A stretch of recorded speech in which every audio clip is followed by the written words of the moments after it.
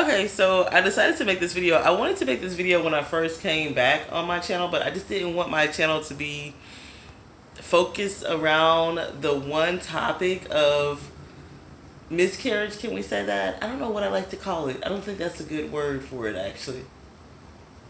But I want to go ahead and set the intention of this video is that it's really for people who have been through this, are going through this, are afraid of this, cannot get over this. I want to connect in a very open kind of way. I'm going to set the intention and I'm going to call it a prayer and to set an amen that I do not want to misguide anyone, provide misinformation, or instruct anybody to do anything that is not in their best interest. I'm just going to talk to you about me because I know how it feels to not want to be in a conversation with people about it. So, like, I would watch the videos on the internet and read the things because I didn't want to have to give my feedback or really even look at the person eye to eye. Does that make sense? Okay, so here we go. The first thing that prompted me to make the video is that something that just happened to me recently over the weekend was that my boyfriend's mom made a casual comment as I was telling her about my weight loss journey, and she was like, well, you know that you were pregnant this year, right? So your body's gonna have to take some time to adapt. And I'm like, did you just say this in casual conversation? Like, am I just really supposed to? And I know, and I really do know she means no harm. She's such a sweet lady, you know. But it's so funny how people can mention things so casually or be so insensitive to something that they may not know that you are sensitive towards. So that makes me feel a little bit emotional, but I'm going to just tell you how I kind of got over it, right? Or how I processed it, how I am processing it. I took time and I took space. I didn't allow other people to tell me what to do, how to feel, what to think, how to dress. I didn't even engage in small talk. I was the best listener. I could listen to you all day and night, but I didn't really have anything to give you, girl. I was tired. Not tired. I had to tell my boyfriend 2 weeks ago that I'm empty. You know what I mean? At that time I was tired, but now I'm empty, and I say that in the best way that I can is that I stopped doing a lot of things. Like, I didn't stop going to work. I only took a week off work for the physical part of it, right? It had to be a little bit more than a week because it took more than a week for me to get over the physical, but not more than 2, okay? That's probably like 7 days or something like that. I think it's 7 or 8 days. In the time following, I allowed space for myself. I didn't do my hair. I didn't do my makeup. I didn't really put on, glamorous clothes. I was clean. I was covered. I was not ratty and tatty, but I did the basics. Because in my early 20s, I went through like a really hard heartbreak. And that's a better word to use, is heartbreak, over a relationship, and it kind of like really knocked me down. So that has always guided me and how I deal with emotional crisis in my life. And how I deal with it is I gotta keep going. I gotta get through this because every day is gonna pass and I'm never gonna get this time back. So how do I want to spend this time? How do I need to spend this time? Even though my heart is broken, what do I need? Some people need to cry for days and for weeks. I'm not knocking that. Some people need to go get their counseling, go get their medication, whatever they need to do. I'm not knocking that because there is a grief in it. Does that make sense? But not only is there a grief in it, there's also a physical part of it. And for me, the best way for me to grieve is to still enjoy life, to look up at the sun, to get some daylight in a dark place. Does that resonate?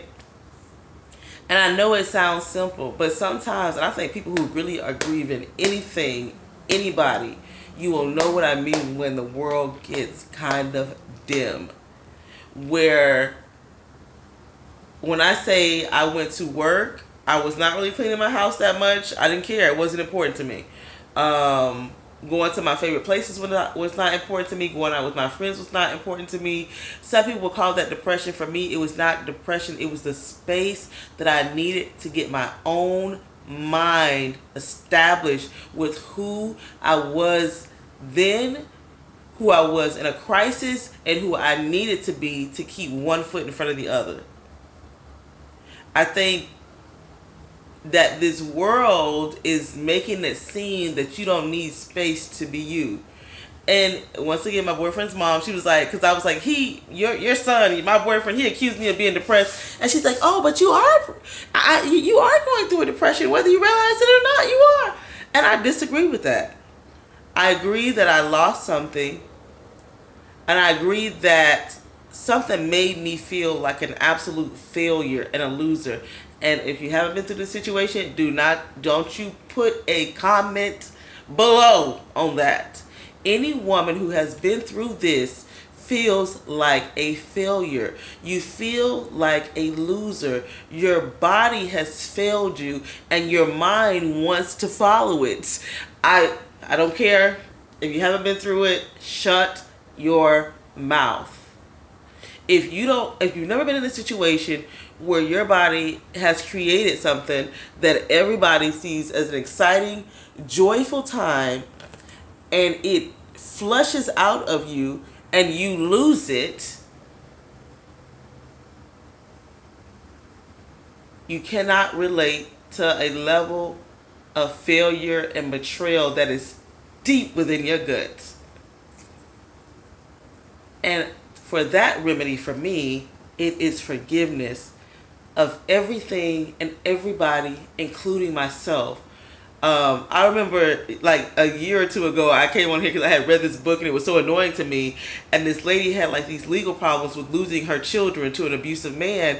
And I hated the book because it was annoying, but she's listed everything in that situation that she thought had failed her. Not only had her husband failed her and the court system had failed her, and her own actions had failed her, but in that logic, it helps me to understand when you really feel like a failure within, you got to be able to pinpoint the why so you can deal with it.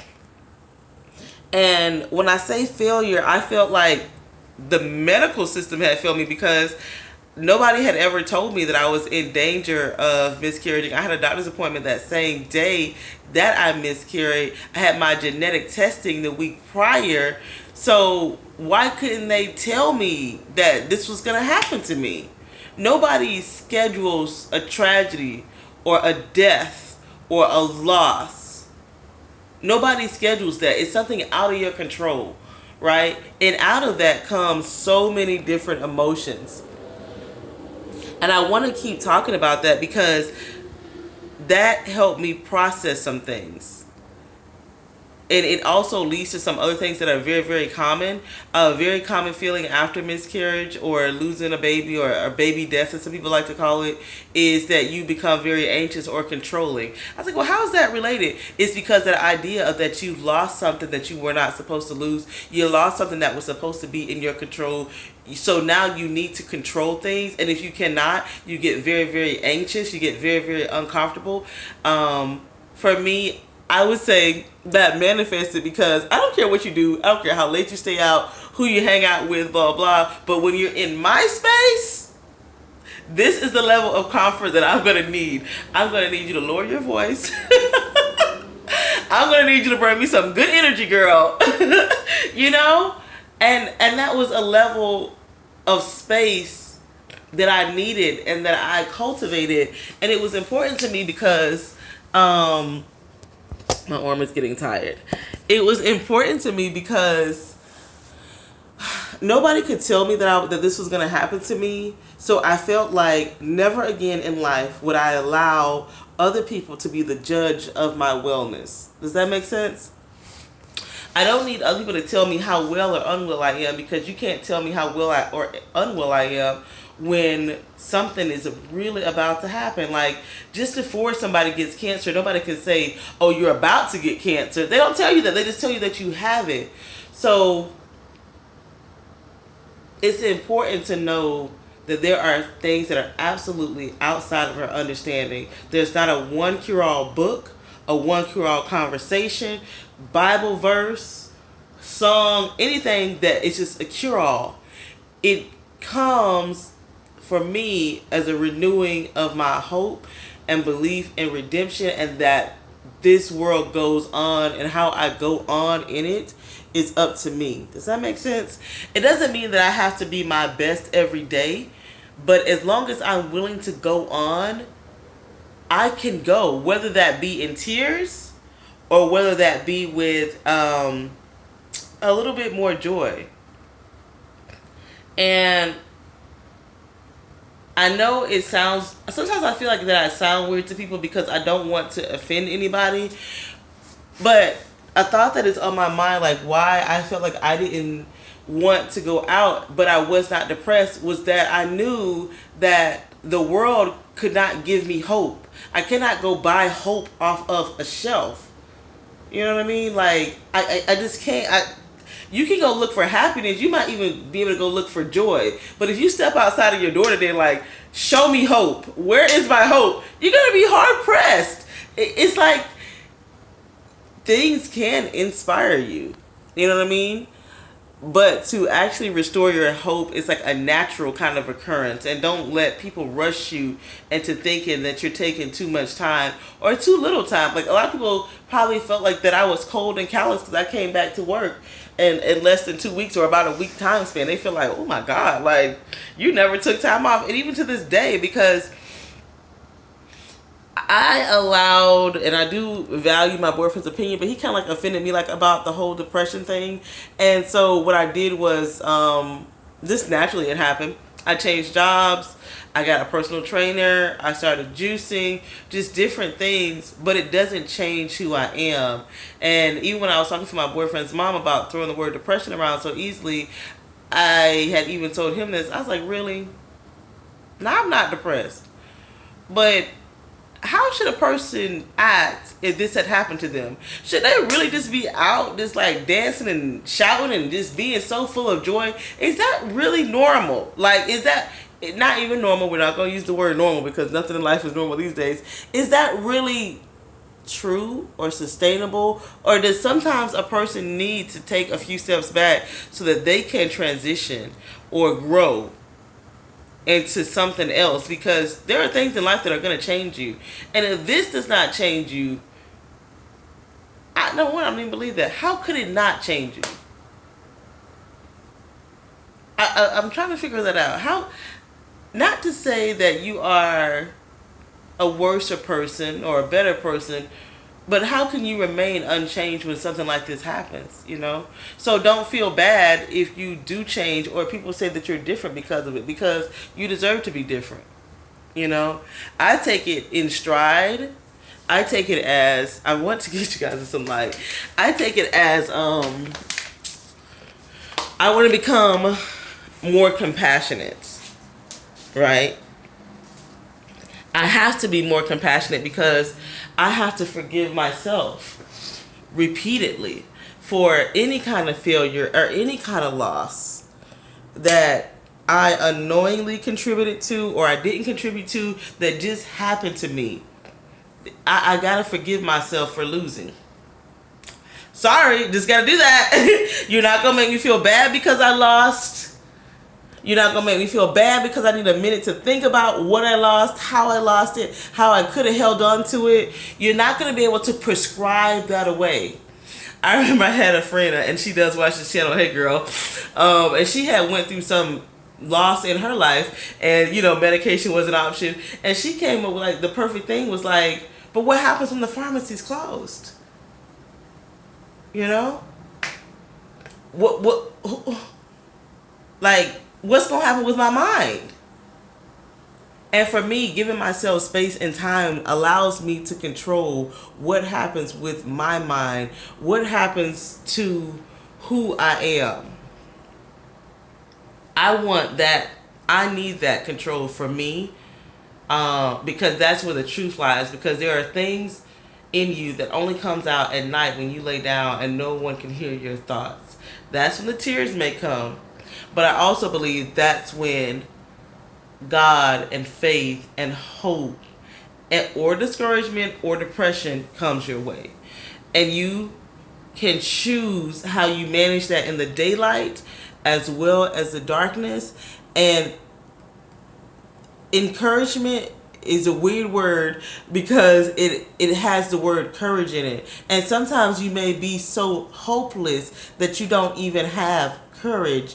But I feel that if you just keep stepping forward in faith, that just like it does not rain every day on this planet, it will not rain every day in my life. That's why I think I cannot deal with a lot of complaining right now, because when you are really in a crisis or a calamity that is ongoing, and I want to put like the little physical part of there, is that it doesn't happen overnight.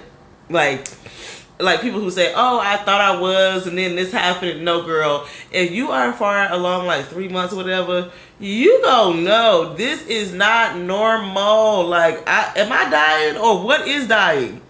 Like, just the fact that my doctor told me don't even call them back unless it was like the size of a softball coming out of me. And you can feel when you're passing all of those clots and tissues. Like, I remember, TMI, if you haven't been through this, you should be watching this anyways unless you're trying to help somebody else, is that I did not want this to be a center focus in my relationship.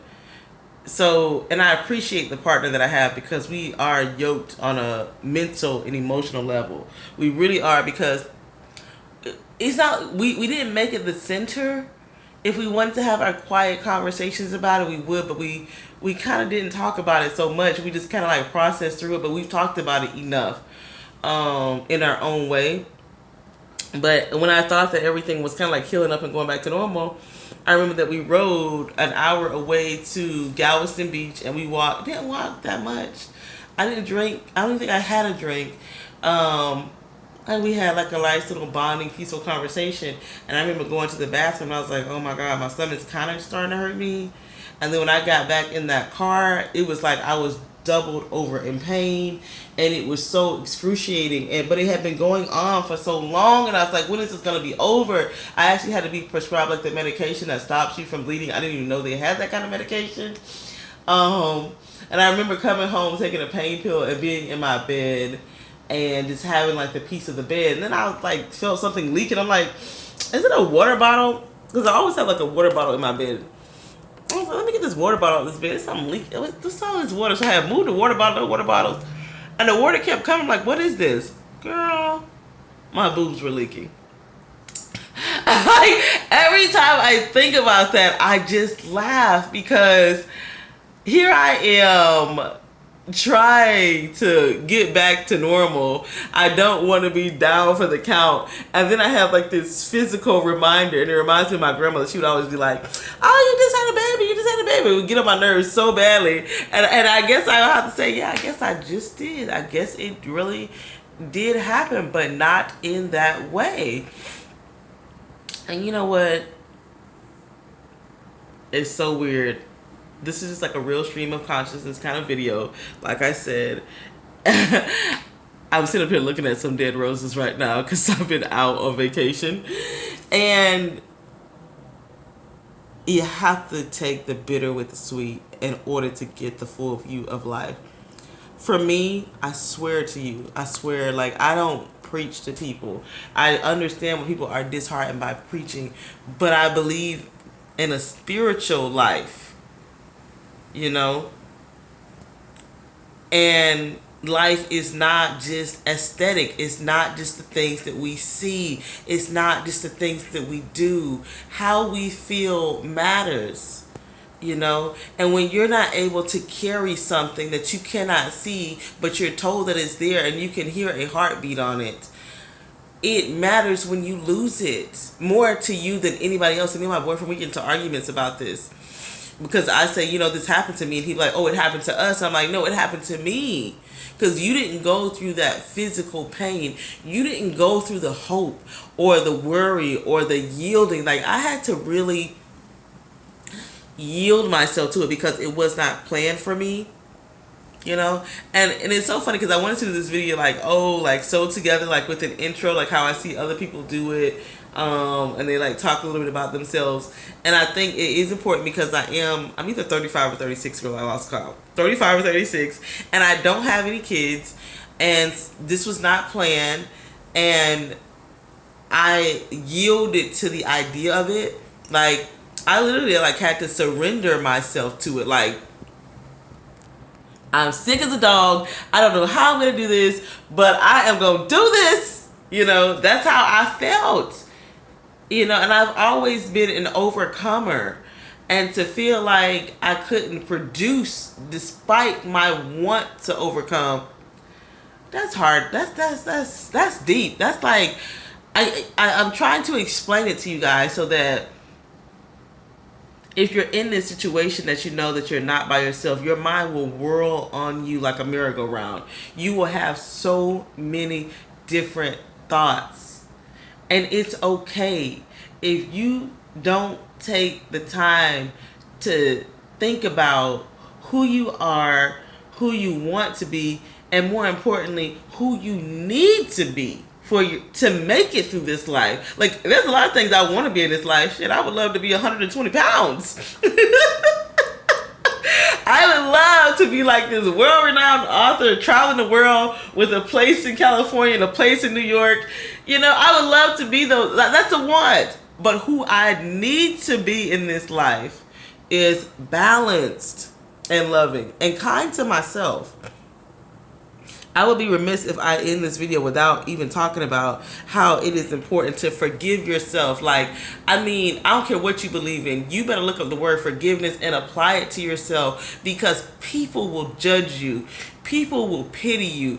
People will coddle you. People will accuse you of not being the best or being depressed or you know, you could have been more in shape. All kind of crap that people can dump on you. But you got to forgive you. And you got to forgive people who may not even know how much they are hurting you by just their little jabs. Or I'll tell you another little part that I do want to put in here is like,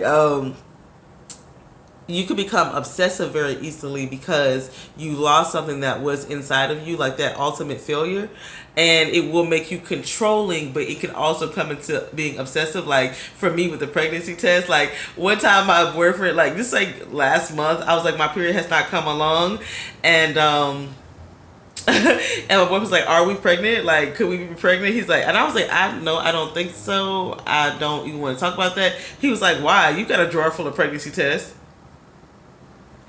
And I was like, number one, I did not even know that you knew that was there. That is my private business. But that's a part of it. Like, that's like the whole TTC community. People have made that level of obsession a community. That is not healthy. Let me tell you, that is not healthy.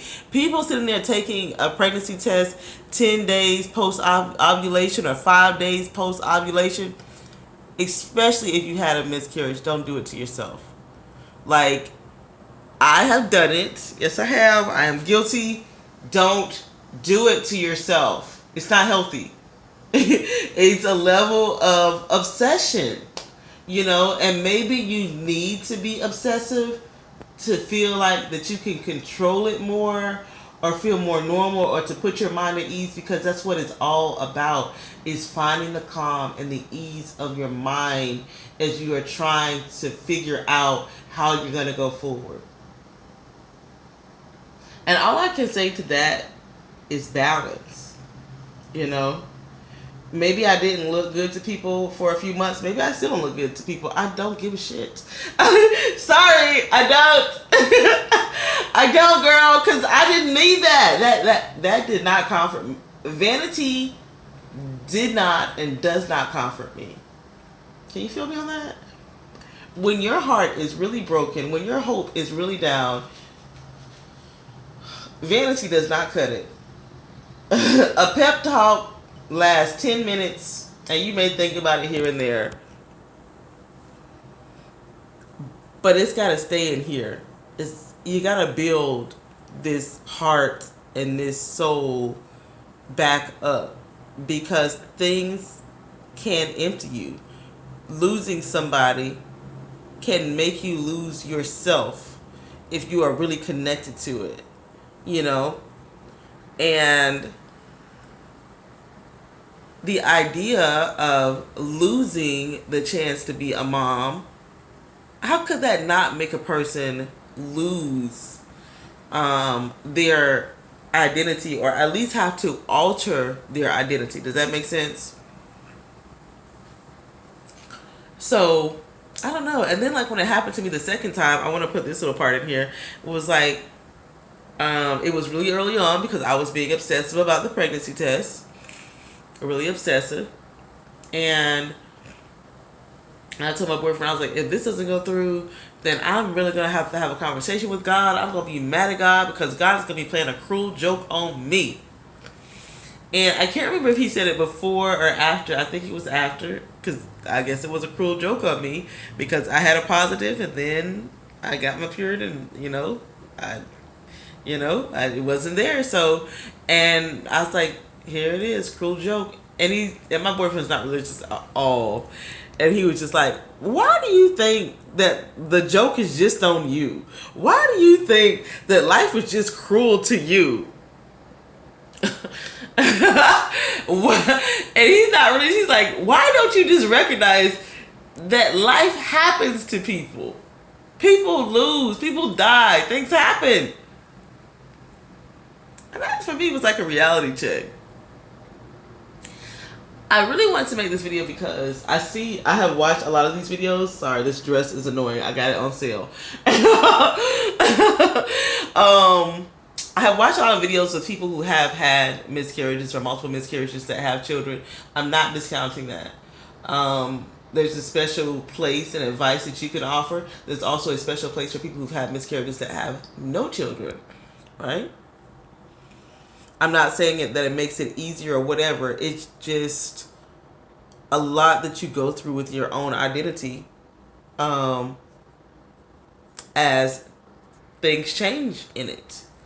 And don't feel bad for being different or being quieter or just changing. Don't feel bad for trying to refigure yourself out. Like, it's okay for people to have a midlife crisis, but it's not okay for a woman to have a womanly crisis. Bull. I call bull on that. I call complete bull on that. If you need to have a womanly crisis, girl, you just make sure that you're being safe, that you're taking care of yourself, that you are surrounded by people that love you. If you need to go get physical or mental help, you go get that. You know what I mean? But whatever it does, you make sure that you get a calmness within yourself, because you can withstand a lot in life if you let that balance in. And for me, that's where God comes in. Like, it's hard for me to sit here calmly without the TV or the radio on or whatever. I said the radio, the internet. And not have some sense of just relief, you know? Peace. You know? Peace. Even if your heart is broken, you can have peace. You know?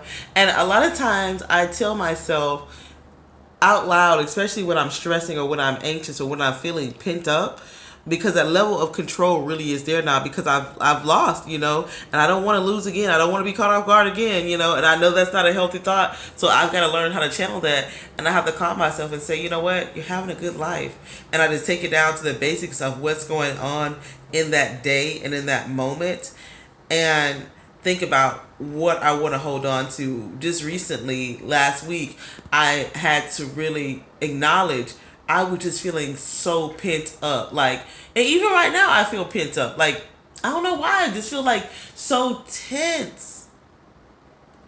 And to that I say, I'm going to let things go that are not serving me. I'm not going to let myself go.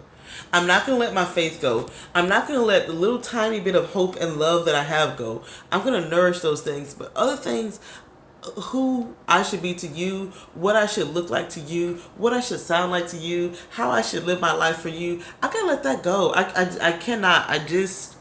People laugh when I say I cannot. But they feel it like girlfriend is telling you. I think life is crazy. One of the worst things that I did though while I was going through that is that I started watching TV. Like I never used to watch TV and Netflix. One of the shows that I got addicted to was Handmaid's Tale. That is my show. That is my jam. I need to go watch the. I guess it might be the last episode of the season.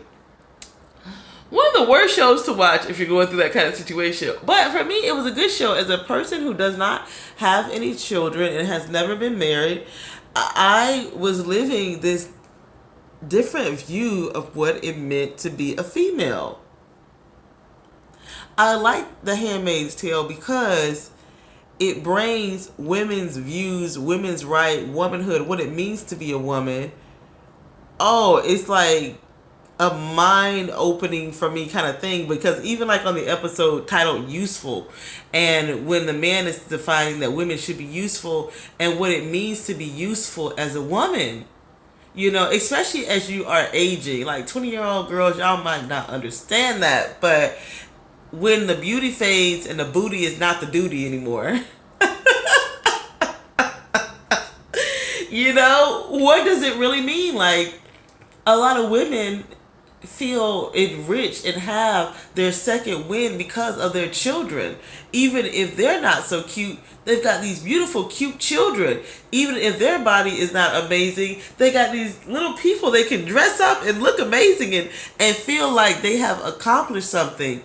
And I don't have that, but that still does not mean that my life is not good. I can sit here and ramble to you guys for 30 minutes with no interruption. And maybe that is the goodness that this life is offering to me. Some people may feel it's not good enough for them. They want that noise and calamity and that action and that baby in their life. And I do get that. But don't beat yourself up about it if it's not happening. Does that make sense? And that's easier said than done, especially if other people will pressure you. Other people will tell you, oh, you can try again. There'll be other times. There'll be other children. Other people will tell you that. And all little blogs and videos tell you that that's not good to tell people. And it's really not, because you don't know if the person has it in their heart to even be willing to make that hope sacrifice. Does that make sense? I think that if you have had this happen to you or you are going through, you'll understand what I'm saying. And it may sound, I would say, crazy or not normal or abnormal, because we are not so open with the logic behind why women change, or we're so, how can I say, the veil is there, like when it concerns how women really feel versus how women should feel. Like I have to tell my boyfriend, because he's got some close friends who are in the medical industry. I'm like, just because they're a doctor does not make them an expert on this situation.